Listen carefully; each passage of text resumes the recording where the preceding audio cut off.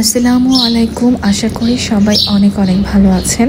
আমি আমার লাস্ট ভিডিওতে আপনাদের সাথে শেয়ার করেছিলাম আমার পরিবার সহ কক্সবাজারের নতুন একটি হোটেল বেওয়াচ রিসর্টে আমরা কীরকম সময় কাটিয়েছি এবং এখানের পরিবেশটা কীরকম সেটি নিয়ে। তো আজকে ছিল বেওয়াচ রিসর্টের শেষ দিন, এদিন আমাদের চেক আউট ছিল। তো এই রিসর্টটা কিন্তু অনেক সুন্দর, আমি অলরেডি আপনাদের সাথে গত পর্বে শেয়ার করে ফেলেছি। তো আজকে আমাদের চেক আউটের আগে আমাদের ছিল মর্নিংয়ে কমপ্লিমেন্টারি ব্রেকফাস্ট। তো আমরা সবাই ফ্রেশ হয়ে চলে আসি 8টার মধ্যে, এবং যেই ফ্লোরে হচ্ছে আমাদের ব্রেকফাস্টের জন্য আয়োজন ছিল যে রেস্টুরেন্টে, সেটার ভিউটা খুবই সুন্দর, কারণ ডিরেক্টলি এখান থেকে সমুদ্রটা দেখা যায়, একদম অসীম আকাশ সাথে হচ্ছে সমুদ্র। এই ভিউটা ছিল অসাধারণ, মনটাকে একদম সতেজ করে ফেলে। সো কেউ যদি তার দৈনন্দিন একটা ব্যস্ত সময় থেকে রিল্যাক্সেশনের জন্য কক্সবাজারে বেড়াতে আসে, তাহলে আমার মনে হয় এইটি একটি চমৎকার জায়গা যেখানে কিনা মানসিক প্রশান্তি পাওয়া যাবে। তো সেই ক্ষেত্রে ব্রেকফাস্টের জন্য এত সুন্দর একটা মনোরম পরিবেশ পেয়ে আসলে আমরা খুবই খুশি। আলহামদুলিল্লাহ, আমরা এতটা সুন্দর আশা করিনি, এবং সব কিছু অনেক পরিষ্কার পরিচ্ছন্ন, ঝকঝকে তকতকে। যদিও কক্সবাজারের অন্যান্য হোটেলের মতো এখানেও প্রফেশনালিজমের যথেষ্ট পরিমাণে ঘাটতি রয়েছে।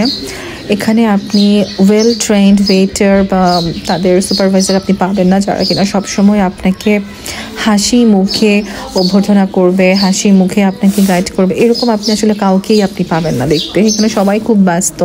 অ্যাজ ইউজুয়াল বাংলাদেশে আসলে আপনি কোথাও বলতে গেলে এরকম এত পাবেন না, হাতে কোনো দুই একটি ভালো রেস্টুরেন্ট হোটেল ছাড়া। এই জিনিসগুলোকে ওভারলুক করলে আমি এটিকে 10-এ 8 দিব, কারণ এখানকার খাবার দাবারগুলো টেস্টিও ছিল, পাশাপাশি ফ্রেশ ছিল।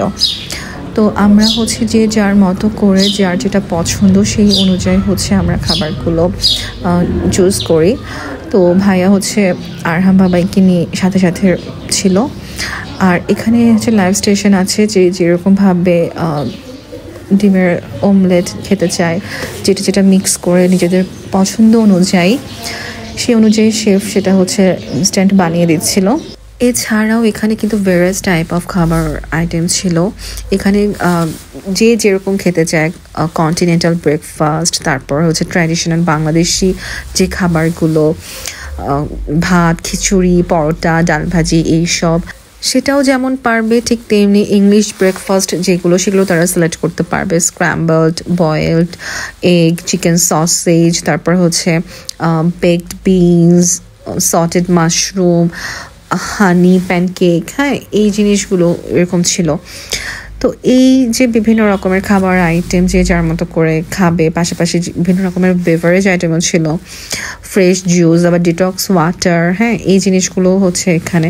তো আমরা আমাদের মতো করে যার যার যে খাবারটা পছন্দ সেই অনুযায়ী আমরা নিজেদের খাবারগুলো নিয়ে এসে বসে পড়ে একটা বড় রাউন্ড টেবিল, যেটাতে বসে খেতে খেতে সমুদ্রের নৈসর্গিক সৌন্দর্যটা আমরা হচ্ছে উপভোগ করতে পারবো। এই আইডিয়াটা আমার ভীষণ ভালো লেগেছে, কারণ কক্সবাজারের এতগুলো হোটেল আছে, রিসোর্ট আছে, কোনোটাতে কিন্তু এত রিল্যাক্সলি বসে আসলে ভিউটা উপভোগ করা সম্ভব না। সাইমেনও খুব অল্প একটু অংশ দেখা যায়, রামাদাতে তো দেখাই যায় না। আর বাকি যেগুলো আছে সাইমেন বা ওশেন প্যারাডাইস বা রয়্যাল টিউলিপ, এগুলোর কথাও বাদ দিলাম, ওখানে খাবার খেতে বসে আমরা কখনোই বিচ ভিউটা বা সমুদ্রের ঢেউ এটা আমরা উপভোগ করতে পারবো না। তো আলহামদুলিল্লাহ, এত সুন্দর একটা পরিবেশে বসে আমরা খাচ্ছি। আরহাম বাবাই আমাদের সাথে ছিল, ওর মতো করে ছিল, এবং ভাইয়ার আপু একটু পরপর খেয়াল রাখছিল। তো এখানে হচ্ছে আমরা হালকা খাবার দিয়ে ফার্স্টে শুরু করি, আর যে যার পছন্দ মতো যার যেই জিনিসটা আসলে ভালো লাগে সে সেটাই নিয়েছে, কারণ এক একজনের টেস্ট এক এক রকম। আর এখানকার যে খিচুড়িটা, সেটা হচ্ছে ভেজিটেবল খিচুড়ি ছিল, গরম গরম, সাথে ভুনা মুরগির মাংস দিয়ে খেতে অসাধারণ লেগেছে। আমার পার্সোনালি এটা খুব ভালো লেগেছে, সাথে ফ্রেশ জুস ছিল। সো ওভারঅল আমার কাছে প্রত্যেকটা মুহূর্ত খুবই স্পেশাল ছিল, and I want to cherish those moments forever. আর এরপর ভাইয়া হচ্ছে আরহাম বাবাইকে চারপাশটা দেখাচ্ছিল, এবং আমাদের যেহেতু আজকে চেক আউট, ভাইয়া আপুর ফ্লাইট আজকে, আমরা বিচেও যাব। সো আমরা আবার হচ্ছে রুমে চলে আসি। তো আমরা সব কিছু গোছগাছ করে দেন হচ্ছে আমরা প্রিপারেশন নিই। আর আরহাম বাবার ফার্স্ট বার্থডে আমরা একসাথে সেলিব্রেট করতে পারি নাই, তো আমরা চিন্তা করি যে আমরা হচ্ছে একসাথে সেলিব্রেট করব, কারণ আমাদের ছোট্ট আরহাম যেন অলরেডি 1 বছর হয়ে গিয়েছে এই পৃথিবীতে আসছে। আলহামদুলিল্লাহ, মাশাআল্লাহ, আল্লাহুম্মা বারিক লাহা। এই সুন্দর এই মোমেন্টটাকে ধরে রাখার জন্য, কারণ এক একজন আমরা এক এক জায়গাতেই থাকি, সবার একসাথে হয়ে ওঠে না। সো আমরা এই কারণে চিন্তা করলাম কিছু মেমোরি ক্রিয়েট করে রাখার জন্য। সো আপু হচ্ছে আরহাম জানুকে খুব সুন্দর করে রেডি করেছে এবং আমরাও যে যার মতো রেডি হয়ে যাই। আর এরপর হচ্ছে আমাদের চেক আউট। সো আমরা রুমে সব কিছু আর একবার ফাইনাল লুক দিলাম যে কোনো কিছু আমাদের রয়ে যাচ্ছে কিনা। ভীষণ সুন্দর, কোনো ধরনের দুশ্চিন্তা বিহীন, একদম রিল্যাক্স আমরা মোমেন্টগুলো এখানে কাটিয়েছি। যে মোমেন্টগুলো হয়তো আবার কবে আমরা একসাথে পাবো আমরা জানি না। তো যাই হোক, আরহাম বাবাইকে এত সুন্দর লাগছিল, মাশাআল্লাহ। ওর এই সুটের ড্রেসটাতে খুবই ভালো লাগছিল।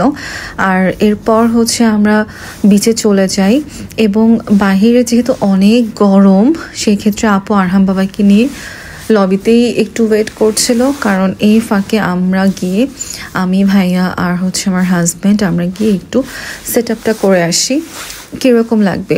এবং বেওয়াচের সামনেই কিন্তু ওদের ক্যাফে আছে, খুব সুন্দর করে সাজানো এবং ওখানে অলরেডি হচ্ছে সেট আপ ছিল। সো সেখানে গিয়ে আমি আমার যে প্রপসগুলো ছিল আমরা সেই প্রপসগুলো ওখানে সেট করা ট্রাই করছিলাম, বাট এত বাতাস, সো সেই বাতাসের কারণে এটা খুবই আসলে প্রতিকূল ছিল আমাদের জন্য, এরকম প্রতিকূল হাওয়াতে। বাট আলহামদুলিল্লাহ ফাইনালি সব কিছু আমাদের অনুকূলেই চলে আসে।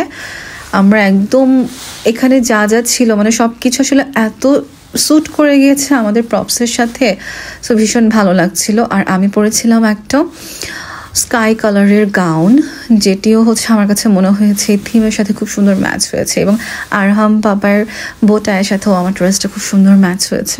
আরহাম জানুকে পুরো রাজপুত্রের মতো লাগছিল, মাশাআল্লাহ। আর আমার হচ্ছে এই ড্রেসটি পরে নিজের কাছে খুব ভালো লাগছিল, কারণ এটা তো লাইট ওয়েট আর এই গরমেও খুব খুব সুইটেবল ছিল ড্রেসটা। আর এখানে যে সমুদ্রের পাড়ের বাতাস, সেটাও খুব এনজয় করছিলাম। তো আমরা হচ্ছে মোটামুটি আমাদের ডেকোরেশনটা কমপ্লিট করে ফেলি। আমার নিজের তো খুব পছন্দ হয়েছে, সব কিছু থিম, কালার, এভরিথিং খুব সুন্দর করে একদম স্যুট হয়েছে।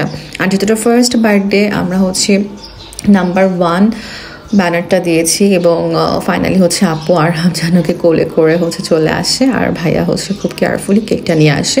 আর এই কেকটা আমি অর্ডার করেছি রাহি রশি আপুর পেজ থেকে এবং আমি অলরেডি আপনাদের সাথে শেয়ার করেছি কক্সবাজারে আমি আমার যে কোনো প্রোগ্রামে যত কেক অর্ডার করি সব হচ্ছে রাহি আপুর থেকেই, কারণ ওনার কেকগুলো খেতেও খুবই মজার এবং দেখতেও অসাধারণ।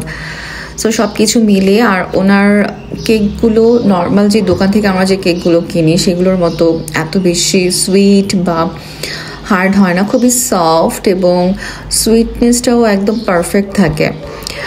তো আমরা হচ্ছে এরপরে আরহাম বাবাই সহ ফটোশ্যুট করি। আমার হাজব্যান্ড হচ্ছে কালার বোম যেটাকে বলে সেটা হচ্ছে উড়াচ্ছিল, অনেক বেশি বাতাসের জন্য খুব দ্রুত সেটা হচ্ছে উড়ে শেষ হয়ে যায়।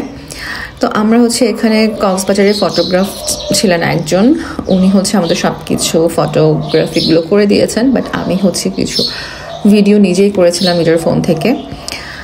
তো এটা ছিল হচ্ছে একটা বিচ থিম কেক।